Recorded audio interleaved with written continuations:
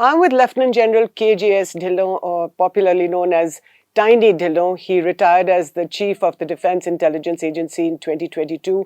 I'm Jyoti Malhotra with the Tribune, and today we are talking about Operation Sindoor. Now, formally the operation hasn't come to an end, although hostilities between India and Pakistan have ceased. We haven't had any strikes over the last 36 hours or so. Prime Minister Narendra Modi is still to speak at 8 p.m. in the evening. The Director Generals of Military Operations, the DGMOs of India and Pakistan, of India, Lieutenant General Rajiv Ghai and his counterpart in Pakistan have not spoken yet. That meeting has still not taken place. It was supposed to have taken place earlier in the day, but it still hasn't happened. But I'm here with General Dhillon and very grateful that you have come to the office of the Tribune. My first question to you is about the so-called cessation of hostilities between India and Pakistan. We know that on the 7th of May, so that's 5 days ago, these hostilities began when India or Indian planes or missiles struck several places in Pakistan, Muridke, Bahawalpur, Kotli, places in Pakistan-occupied Kashmir. Your first reaction? Good evening, ma'am, and good evening to all our viewers. First of all, the cessation of hostility which you referred to, Americans called it ceasefire. Indian government is calling it agreement. Right. And it is agreement for cessation of active military hostilities. Between India and Pakistan. India and Pakistan. But what does that mean, General? Yeah. Ma'am, cessation of hostilities that since 7th of May, as you correctly said, the operations were going on. It started with we striking the terror camps or terror headquarters, Bahawalpur, Muridke, Raiwind, Chakamru, going right up to Muzaffarabad and Koti. And if I may draw a parallel with the history, Osama bin Laden struck Americans on 9/11, the two World Trade Centers. 9th of September. 9th of September and 9/11. And Americans, to retaliate for the terror strike in their country, took out Osama bin Laden from Abbottabad in Pakistan. That was not an act of war against Pakistan. That was an act of retaliation to terror strikes in their homeland, and they took out the terror person who carried out from Abbottabad. Similarly, we had a terror strike in Pahalgam. We struck at 9 places, starting from Bahawalpur, going right up to Muzaffarabad and Kotli, on terror camps and terror headquarters only. And declared it that we are only doing this much, and we are not hitting a military installation, we are not hitting the civilian areas, and we are not going in for escalation. So this is not an act of war. Okay. If you draw parallels to the history. Right. This was a retaliation to the terror which happened in Pahalgam. Now, anything which Pakistan did there afterwards, crossing the line of control / international boundary with explosives which were aimed at our population or our military installations. Like in Poonch. Like in Poonch, like in Jammu, like in Rajouri, and coming right down up to Jaisalmer. And that is an act of war. So that happened on the early mornings or the early hours of the 8th of May. Only. So Pakistan initiated the war by definition. Do you believe that the Pakistanis went by to definition. Definition is any platform or explosive projectiles when they cross the international boundary or line of control aimed at civilian population or military installation, that is war. We did not target the civilians, we did not target the military installation. As is clear from the videos, we struck at the terror bases and terror headquarters instead of killing. The information was intelligence so right, so correct, so precise that the family members of Azhar Masood got killed. That means we struck exactly where we wanted to. The home of the terrorists. Yes, ma'am. And that's why the Pakistan started the act of war, and we had the right to retaliate. Which you did. Which we did, but we did not do still any military installations, and we only did more of a defensive thing with our air defense systems, wherein none of the missiles or drones or any other projectiles could hit the intended target, other than a line of control where they were hitting the civilian population with their artillery. Right. Otherwise, long-range vectors, they were not successful in hitting anything. But when we struck their airfields, that was a demonstration of our capabilities. In spite of your defense, in air and on ground, we can hit the targets where we want to, with the projectiles we want to, And that was a very clear military message of our capabilities. So that the Indian Armed Forces can hit Pakistani military installations, air bases, Yes, ma'am. where it wants to and when it wants to. They showed the first capability by hitting the terror camps right inside Pakistani Punjab. Yeah. After 1971 war, Pakistani Punjab has never been hit by Indian. So what is the military significance of that? Significance is after 54 years, after 1971, we struck in Pakistani Punjab, which were housing Jaish-e-Mohammed and Lashkar-e-Taiba headquarters. Otherwise, till now, the tussles used to be only on the line of control. Even after Uri, surgical strikes were along the line of control. Even after Pulwama, I was the Corps Commander in Kashmir when Balakot happened, the strikes were inside Pakistan. Balakot is in Pakistan, it's not in line of control. Right. Within Pakistan but it's in Khyber Pakhtunkhwa. Khyber Pakhtunkhwa. This is the first time Pakistani heartland, which is Punjab. Pakistani military is dominated by Punjabis, Pakistani government is dominated by Punjabis, Pakistan, everything which is in Pakistan is dominated by Punjabis. Sindhis, Balochis, Pashtuns, the Gilgit-Baltistanis or Kashmiris are non-entities when it comes to Punjab. So Punjab is the heartland of Pakistan. Heartland and pride of their military. So we could hit there, and when we wanted to hit the military targets, we could hit it in spite of their air defense, in spite of the ground defense, and they could do nothing. So it's a very strong message our military might has sent to Pakistan, that we can strike at will at places where we choose to. And that is where the change of heart took place. That is where the DGMO called up our DGMO. The Pakistani DGMO. The Pakistani DGMO. And that is where the agreement to cease hostilities happened, which Americans, as I had called it, ceasefire. But Operation Sindoor is still on. Okay. Operation Sindoor has not been terminated. And within that, Operation Sindoor is going on. The military hostilities have ceased as per this agreement. But what does that mean, Operation Sindoor? If military hostilities have ceased, then what do you mean when you say Operation Sindoor is still on? Military hostilities are ceased as per the agreement, that none of the two parties will violate it. Will still target each other. But Pakistan violated it within 2 hours. That's my next question. How did that happen when you saw drones and all kinds of other over the air, in the air over Srinagar, for example? Yes. What happened there? The agreement was that here onwards, 5 o'clock onwards on that particular date, 5 p.m. onwards, no one will target any of the installations or civilians in each other's territory. That was in the 9th agreement. Yeah. But Operation Sindoor is on. That means our forces can act any time they want to if they violate the agreement. So who violated the agreement on the 9th of May? Pakistan violated within 2 hours. But who, were they the army or Pakistan the Air Force? The military hardware came into India.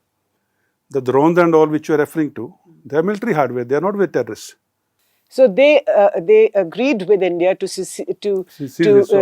end the hostilities, but then they violated their own agreement. They violated their own agreement. And India, the relevance of Operation Sindoor still being on, that India can react to it in the manner they want to. Our military can react to it in the manner they want to. But you did not react to that violation. Ma'am, they did not react to that violation. But in case Pakistan does anything funny or even something more, India will react without taking reference or without taking clearance from anyone. So the army commander in Chandigarh or the army commander elsewhere in the country can he has the responsibility of striking an air base in Pakistan, if you like, or moving as and when he likes. As per the media reports, military has been given all the authority to carry on, and as per the media reports, the chiefs have delegated to the army commanders in case of emergency or in case of provocation by Pakistan, they can act on their own.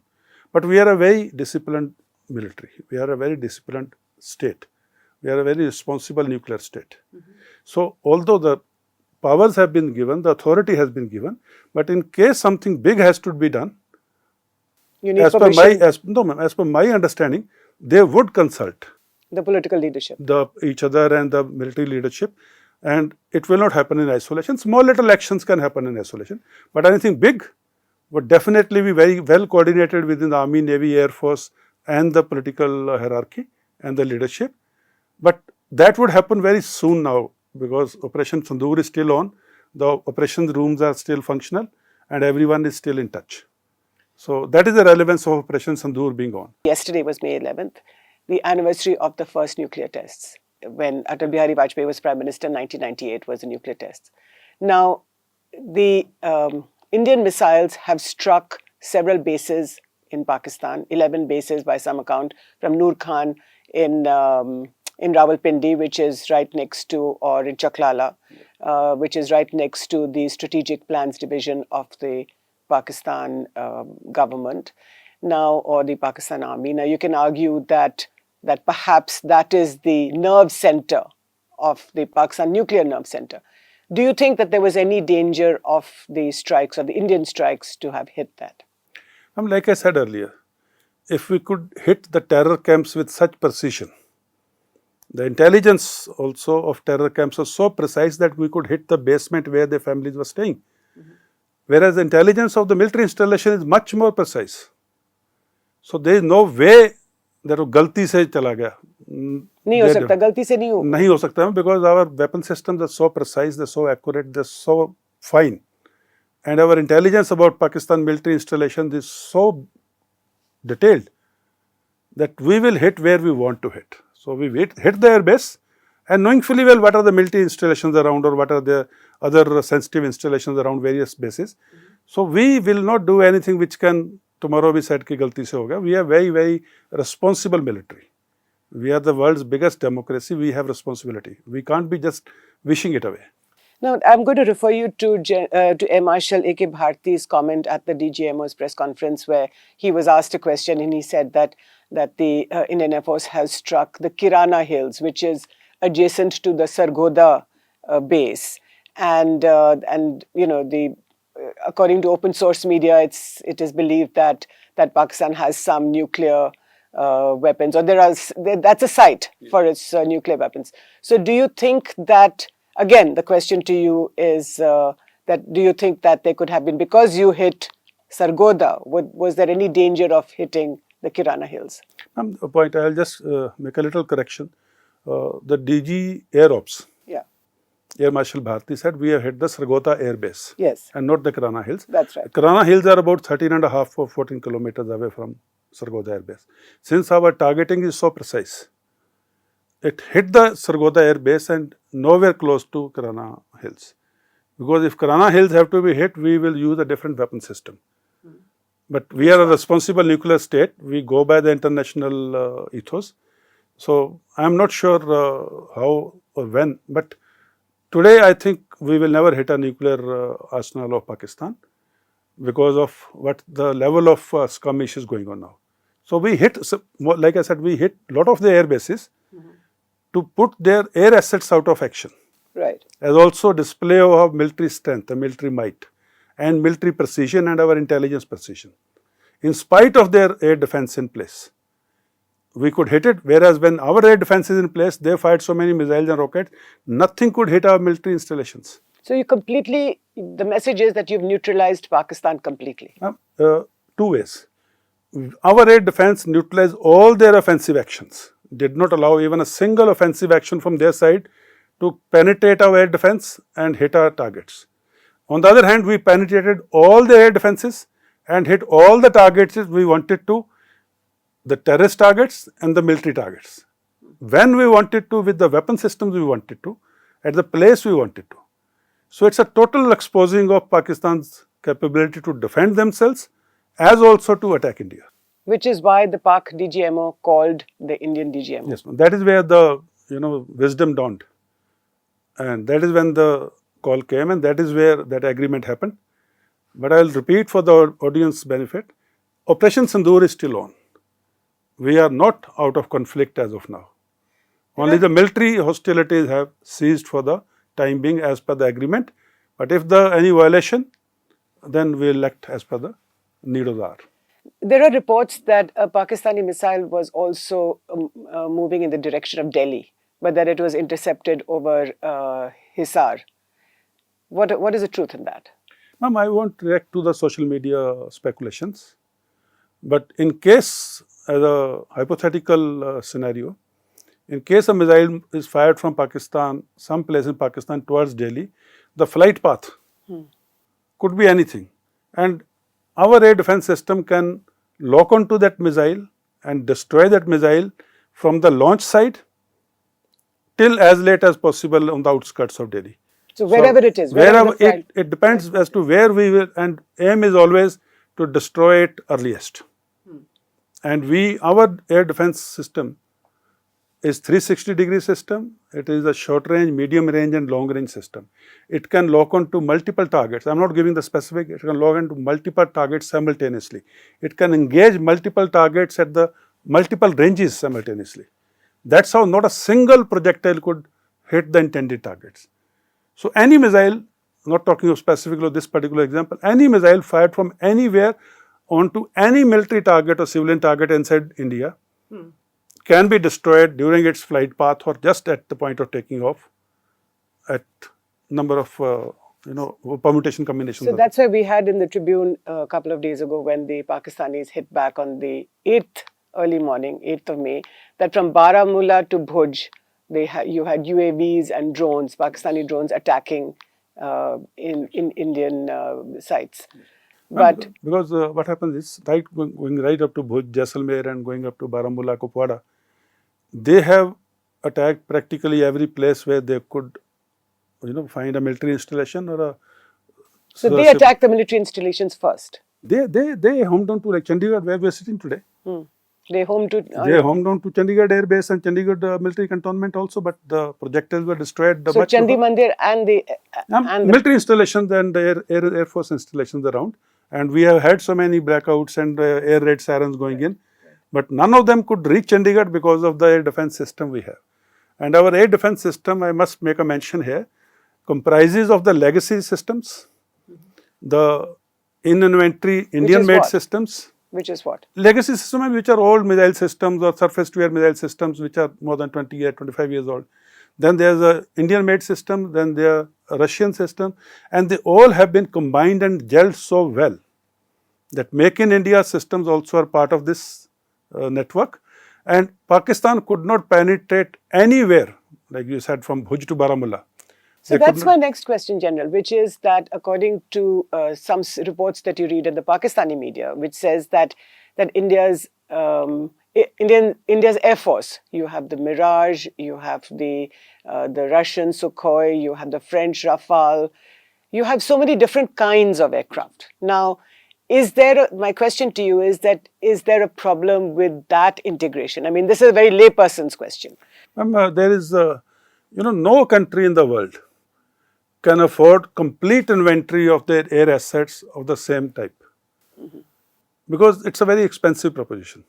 So you will have, when you bought a system, if the life is 30 years, and after 15 you buy another system, definitely that system is going to be improved version of the previous one or a different system altogether. But what happens is, over the number of years, upgradations take place. Like a system which is bought in, say, 80s, will never remain the same system of 80s when we are using in 2025. Right. It would have undergone 4-5 times of upgradation, especially the electronics, avionics, and the electronic warfare measures, plus the weapon systems it can fire. So what about the report that a Chinese missile fired from Pakistan downed a Rafale near Bhatinda? Now, they can keep claiming anything. I will go by the official version. The official version, which the DG Air Ops yesterday gave it out, that none of their missiles could hit anything and all our pilots are safe. That's right. If a missile had hit an aircraft, the pilot would have gone down with the aircraft. But notwithstanding, I am not speculating. I go by he could have ejected safely. I go with the official version. Okay. And the official version is all our pilots are safe and none of them have been hit. Because there's a lot of talk also of a Chinese missile hitting a French Rafale, and some French intelligence officer is supposed to have said that this is the first time in combat that a Rafale has come down. There is a lot of propaganda goes on, a lot of money goes in, because the whole world is watching this skirmish. There is a Russian air defense system, the Chinese missiles, the Chinese drones, and whichever comes out successful in this, those systems are going to be bought by a lot of countries in the world. Okay. So there is a lot of money at stake.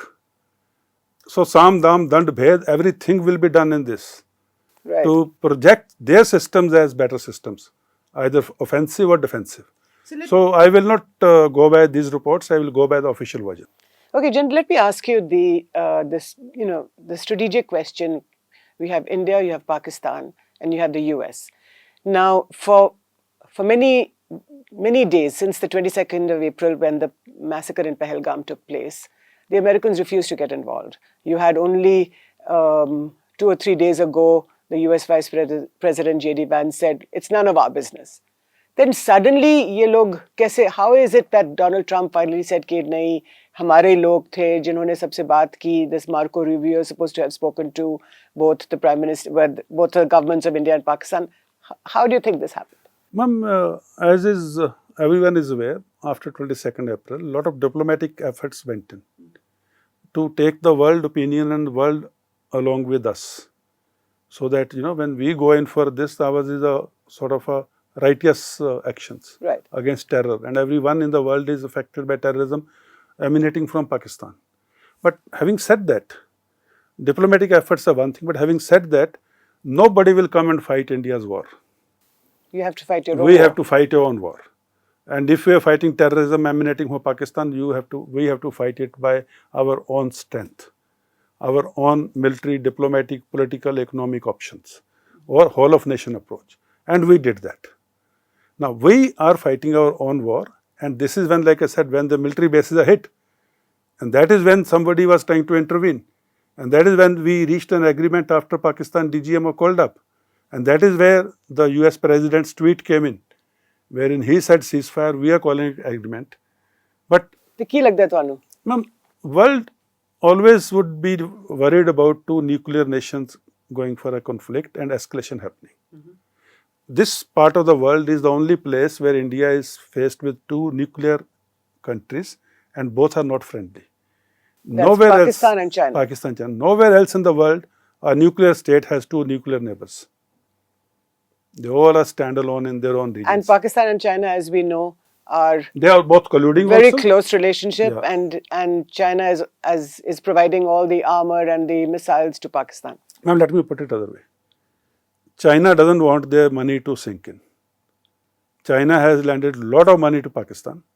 Their economic interest of China-Pakistan economic corridor going right up to Gwadar, their strategic interest of getting access to warm waters of Indian Ocean through Gwadar and Arabian Sea are all dependent on Pakistan remaining dependent on them and Pakistan remaining on the world map.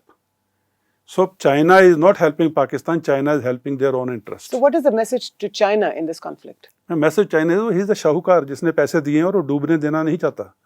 उसकी सामी नहीं डूबनी चाहिए उधार लेकर के. तो उसने पाकिस्तान को कहा क्यों नहीं कि तुम चुप करके बैठ जाओ? तो मैम वो सिर्फ he is also testing his weapons. Ma'am, weapons industry is a very big industry in the world. Suppose if Chinese weapons from Pakistani side had made done a lot of damage to India, China would have been gone to bank very happy. Now that it has not happened that way, that every missile has been downed, has been destroyed. Every drone has been downed. They are lying littered around on our border areas, including some in Pakistani border areas. So this is lot at stake for China as far as his defense capability demonstration is concerned in actual operations. So that has not gone the way they wanted. What about in strategic terms, General? What is the message to China? Now, strategic terms, China is a very big economy. We are the 4th largest economy. China is 1/6 of the world. We are 1/6 of the world. Combined together, we are 1/3 of the world. It is always good for big countries, and we are a democracy, they are different. But big countries, big economies, big militaries, it's always better to stay peacefully in good neighborly relations, good economic relations in the long run. Not supporting a country like Pakistan, which is, emanating terror from their homeland, and it is affecting the whole world. Today, the world is concerned about only two things. One is terrorism, and second is nuclear assets going into the hands of the irresponsible people. And both options or probabilities exist in Pakistan. What do you mean by irresponsible people? Ma'am, today, Pakistan state has a prime minister, but country is run by army ever since its existence. Asim Munir. And tomorrow, suppose, for some reason, there is the number of terrorists. You have seen the funeral photographs? Yes. A terrorist funeral is happening. Military generals are standing there. Police generals are standing there. There is a intelligentsia there. There are thinkers and opinion makers. All are there. That means And the terrorism. man who's leading the prayers Yeah. is the brother of, is part of the family of Masood Azhar. Yeah. So my point is, terrorist and terrorism has become a normal in Pakistani society. That means their military, their police, their government, their officials align with terrorists as their own. के थनकिन नहीं तो किसके जनाजे पे कौन जाता है, उसी के जनाजे पे जाते हैं ना जिसको आप जानते हो या रिश्तेदारी है वो या दोस्त है. So that picture is haunting the world now. What if tomorrow Pakistan government is overthrown, and there's a very big chance because it happens every. You think so? You think there is a every big 10, chance? 20 years. No, I'm saying history is witness. We only learn from history. And then military takes over, there's some internal, and the number of terrorists which are there inside Pakistan. You know, starting from Afghanistan border. You think there is a fear? Is there a fear in India? No, there's fear in the world. That? That Pakistan might go into the hands of irresponsible people. And then what happens to the nukes? So it could go into the hands of terrorists? I mean, any person who is not responsible enough. Like today, if they are not responsible enough that terrorists and military are two different entities, where's the guarantee of tomorrow? That is exactly the fear of terrorism and nuclear. So what happens to the nukes? That is where the world has to come together to make sure terrorism doesn't exist in Pakistan. So is this the message of this conflict? And this is one of the messages. But the biggest message is, on the Indian soil, terrorism is not going to be accepted as a normal anymore. We will hit, and we will hit where we have never hit before. And the closing chapter of hitting the air bases was, we can hit at will, with the weapons of our own choice, the places of our own choice, at the time of our own choice. So and that Pakistan has to look within, that this is a failing state. That if you have an army which runs the country rather than the other way around, because Shehbaz Sharif, the Prime Minister, except for a speech that we heard very briefly, has not really been in command. What comes on the media, what is spoken in the speeches, is different than what the reality is. The economy is in doldrums. Their war-fighting stamina of the military of Pakistan is in doldrums. Their reputation as a military, the savior of the country. They projected even 1971. But they were not able to save the country if so many of their air bases were struck by Indian missiles. Exactly the point. In 1971, they projected as a victory because there was no social media, there was no internet, there was no Google, there were no smartphones. They told their people that we have won the 1971 war. Now they cannot say that because the airfield which have been hit were on internet.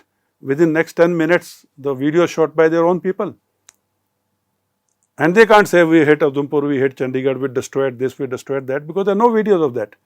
We also have similar civilian population around. So today the military, which was considered the savior of Pakistan, is being questioned by the civilians.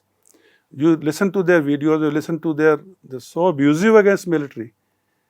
You have brought us to this stage where the government has to tell the public कि एक time का खाना मत खाइए, हमारे पास पैसा नहीं है. पंजाबी में गालियां देते हैं. Yes, गाली का मजा पंजाबी में आता है. So on the lighter note, but tell me the last couple of questions, General. Why do you think that the Americans allowed the IMF to give that loan to Pakistan? In the middle of all these hostilities, there was a meeting of the IMF on the 9th of May. Why do you think the Americans allowed that? That's not a military question and not a military domain. So I may not be able to give you it's a strategic question in the sense that... question. And the answer to that question is that they wanted to keep Pakistan onto their side so that Pakistan keeps listening to it. So when they said, okay, now cease his hostilities, Pakistan ceased hostilities. You cannot have a rogue nation with a nuclear weapon and so many terrorists inside the country going so badly bankrupt that there is a civil uprising and there is anarchy in that country. So world is being responsible, but I'm not sure how much responsibility Pakistan is owning or realizing that how much responsibility they have to own. So that's a moot question. I also wanted to ask you, General, now that we are all waiting for the Prime Minister to speak. You have served in Kashmir. You were there in Srinagar as the Corps Commander of the 15th Corps. Now, are you worried that even though the Indian government has made it very clear that it will not tolerate any act of terrorism in our country, in India, and that this will be met with the same kind of response, Are you concerned that terrorists sponsored by Pakistan could come back again and attack Indian civilians? Well, I have seen Kashmir since 1988. I was a young captain when I got posted there first time. I have seen the Kashmiri Pandits exodus or throwing them out of that place. I served 7-10 years after that. As a captain, then major, In lieutenant colonel, CO, yes ma'am, brigade commander, then again as a brigadier, finally as a corps commander. I have seen Pulwama, I have seen Balakot, I have seen abrogation of Article 370. In fact, I was responsible as a corps commander. So I have seen everything in Kashmir. I have seen those days when stone pelting, a CRPF Jawan walking on the road was being abused, hit and kicked. And today there is a zero stone pelting. Today in a state district like I was in Kashmir on 21st evening, when 22nd April Pahalgam happens, I took a flight at 6:45 in the evening from Srinagar airport. I was there with my wife for 4-5 days. So You came back to Chandigarh. I came back to Chandigarh a day prior. And the type of, you can say the peace and the dividends of peace I saw there. I was going to Dal Lake. Imagine a former corps commander going to Dal Lake with all the protection and the guide and police escorting. I could not find my way to Dal Lake because so much of tourist and tourist rush. I turned back and came back. But I felt so happy to see that state. Although there was a state when Dal Lake, not a single person was there. I've seen those days. And we worked, like there's so much of sacrifices made by security forces, by Indian citizens, by Kashmiri citizens and citizens from other than Kashmir also, that this is now irreversible. This normalcy. This normalcy is everyone has tasted the dividends of peace. Now, first time in the history of Kashmir, even prior to 89, first time in the history of Kashmir, Kashmiris have come on the roads in support of Indian government and against Pakistan and terrorism. And they are on camera saying that we are against this terrorism.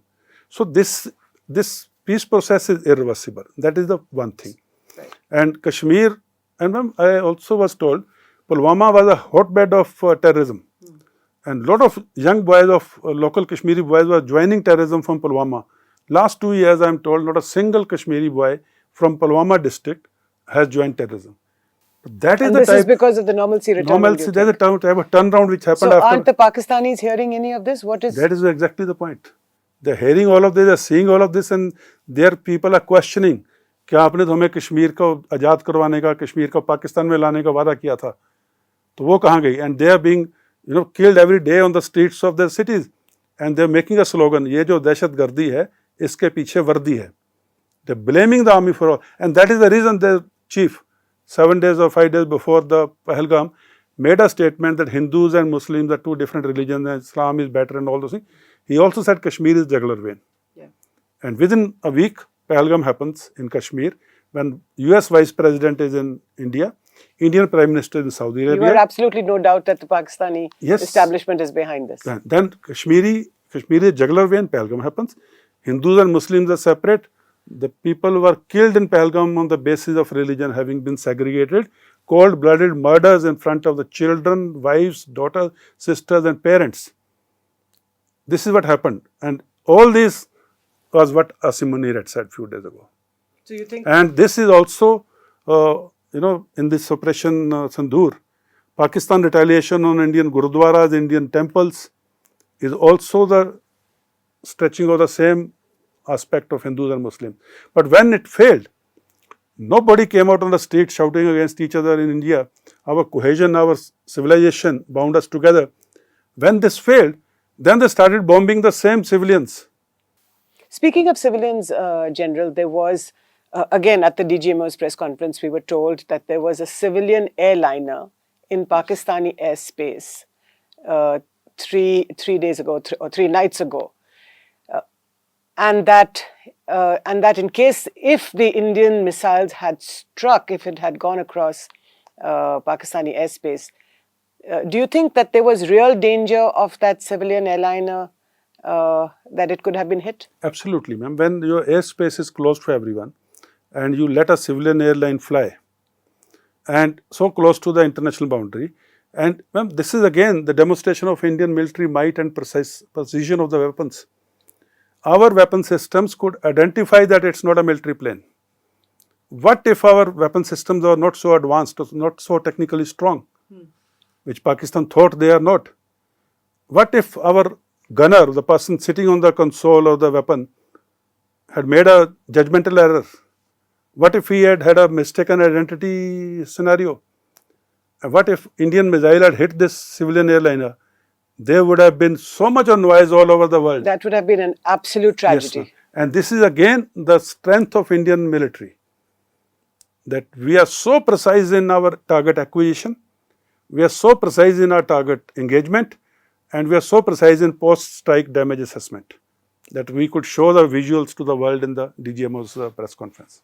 Thank you so much, General Dhillon, for speaking to us at the Tribune, for coming to our office and for explaining to us about the importance of the Indian missile strikes against Pakistan at their bases as well as the terrorist infrastructure. I'm afraid I'll have to leave it there, but before I let you go, dear viewer, I'd urge you to subscribe to the Tribune's YouTube channel and to tell us what you think about all our shows. Thank you so much for watching.